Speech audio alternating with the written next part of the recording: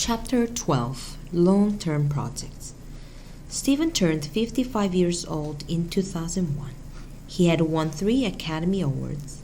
He ran a movie business with 2 good friends.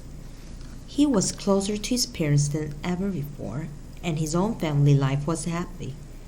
He was a man who had everything except a college degree. So that year he re-enrolled at California State University, Long Beach, took courses in their new film department, and graduated on May 31, 2002, nearly 40 years after he had dropped out. The theme from Indiana Jones and the Raiders of the Lost Ark played as he accepted his diploma. Stephen kept making feature films. He directed 6 between 2001 and 2005. For anyone else, that would have been a lot. For Stephen, who was also producing movies and television shows, creating video games, writing, supporting charities, and being a family man, it was life as usual. He liked to keep busy. Fans had been asking for another Indiana Jones adventure since the third one, Indiana Jones and the Last Crusade in 1989. 19 years later, Stephen finally made it for them. Indiana Jones and the Kingdom of the Crystal Skull takes place in the 1950s when Indy is a lot older, but he's still tough enough to stop an evil Russian agent from brainwashing him. Fans loved the older Indy, still played by Harrison Ford.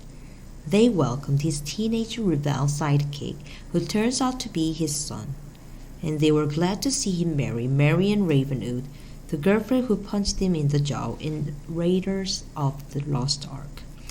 Indy number 4 earned $800 million at the box office.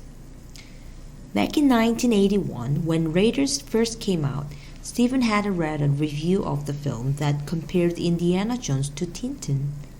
Stephen found out that Tintin was a Belgian comic strip character and that practically every kid in Europe was a huge fan. He decided Tintin's exciting adventures, like Indy's, would make a great movie. He bought the rights but got stuck deciding if the movie should be animated or not. Years went by. In 2006, director Peter Jackson persuaded Stephen to make the movie in 3D using performance capture. This technology can take an actor's live performance on film and turn it into a completely lifelike computer-generated character.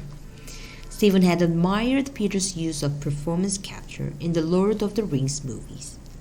The 2 men were also friends, so it seemed natural for them to work together on The Adventures of Tintin, with Stephen directing and Peter producing. Although Stephen finished filming the actors in 2009, the computer artist would need at least 2 years to complete the film. During the time, he made another movie. Warhorse is about an English boy called Aloud and his beloved horse Joy. When World War I begins, Joy is sold to an English captain and taken to fight in France.